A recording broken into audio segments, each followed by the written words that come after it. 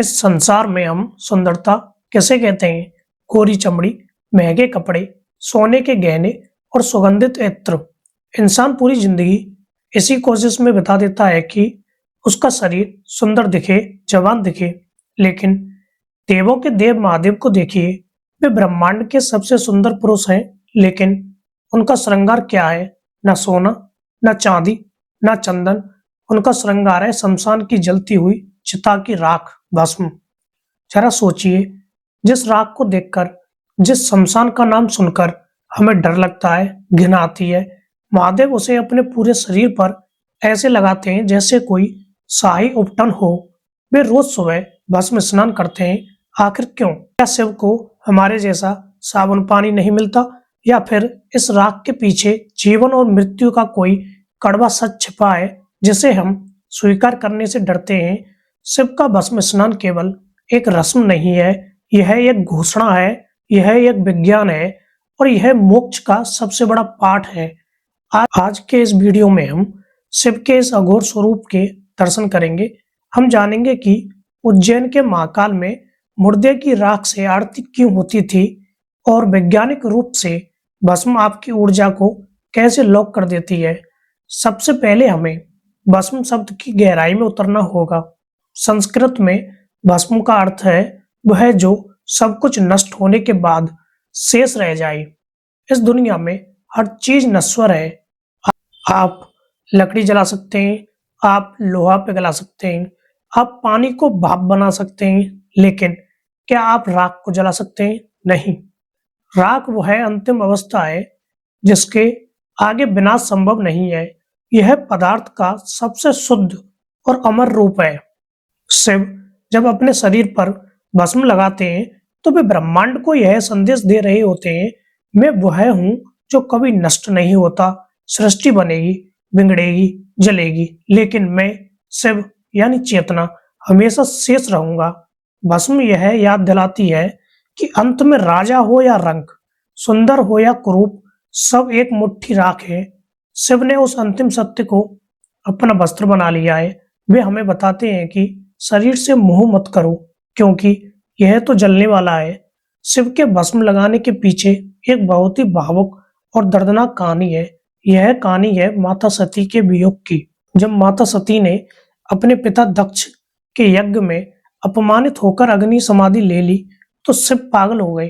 वे सती के जले हुए शरीर को कंधे पर उठाकर पूरे ब्रह्मांड में भटकने लगे।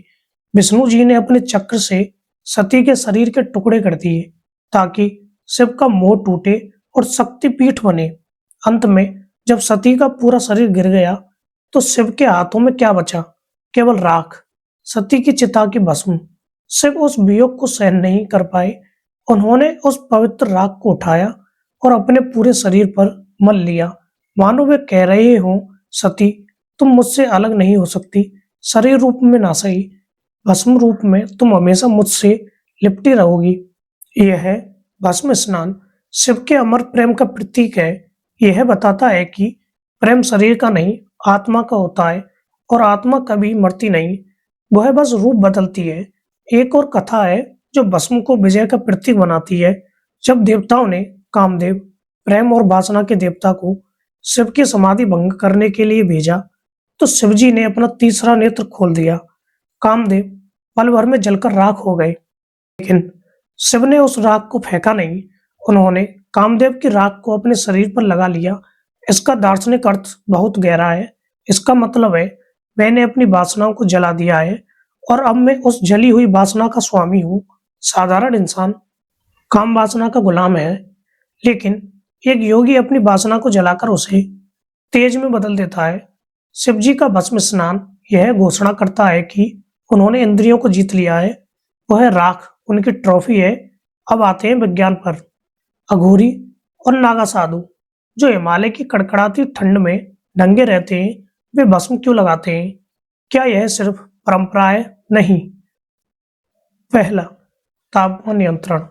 भस्म विशेषकर गाय के गोबर या लकड़ी की राख एक बेहतरीन इंसुलेटर है।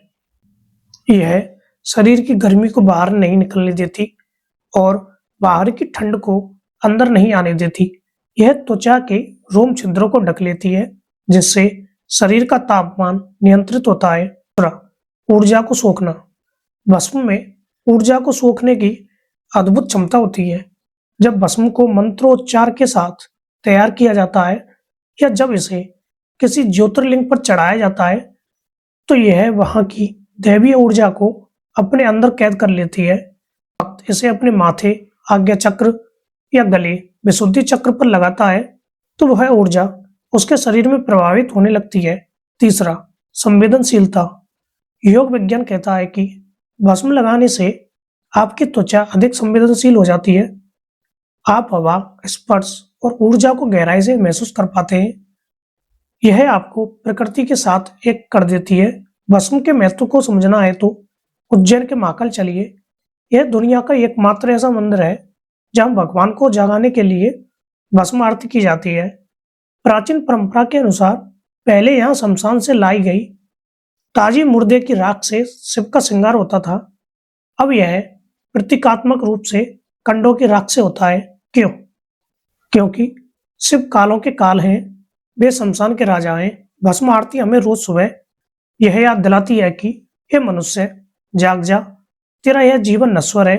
तू चाहे कितना भी बड़ा राजा क्यों ना हो, कल तुझे भी इसी राख की तरह होना है। यह आरती डरने के लिए नहीं बल्कि जागने के लिए है। जो व्यक्ति रोज मौत भस्म को देखता है वह जीवन को पूरी शिद्दत से जीता है। उसका अहंकार खत्म हो जाता है।